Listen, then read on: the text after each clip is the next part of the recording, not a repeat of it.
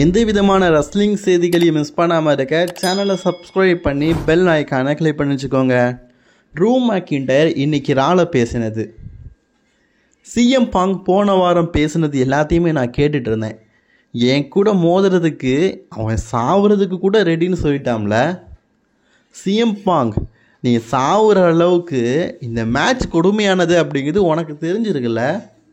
இந்த ஹெல் இன் அ செல் மேட்சுக்காக நான் சுத்தமாக விரும்பவே இல்லை. ஏன்னா ஆல்ரெடி இந்த ரெஸ்லிங் கம்பெனியில் நான் 2 தடவை ஹெல் இன் அ செல் மேட்ச் விளையாடிருக்கேன்.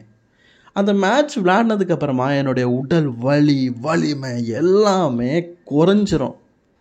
என் ஃபேமிலி மெம்பர்ஸ் என்ன சொன்னாங்க, என் ஒய்ஃப் என்ன சொன்னான், என் குழந்தைகள் என்ன சொன்னாங்கன்னா, வேண்டாம், இந்த ஹெல் இன் அ செல் மேட்ச் வேண்டான்னு சொல்லிடுங்க, இதை தவிர்த்துருங்க, வேறு ஏதாவது மேட்ச் விளாடலாம், இந்த மேட்ச் மட்டும் வேண்டாம் அப்படிங்கிற மாதிரி சொன்னாங்க.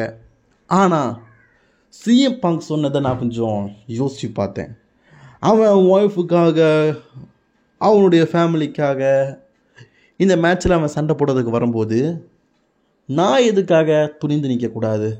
ஸோ அதனால் என்னுடைய ஒய்ஃப் பேச்சையும் என் ஃபேமிலி பேச்சையும் என் குழந்தைகள் பேச்சையும் மீறி நான் சிஎம் பாங்குக்கு அகெயின்ஸ்டாக ஹெல் இன் அ செல் மேட்ச்சில் விளையாட போகிறேன். ஆமாம், எனக்கு தெரியும், சிஎம் பாங்க் சொன்ன மாதிரி இது ஒரு மரணத்தை நேரில் பார்க்குற ஒரு மேட்ச் தான். ரொம்பவே பயங்கரமான மேட்ச் தான்.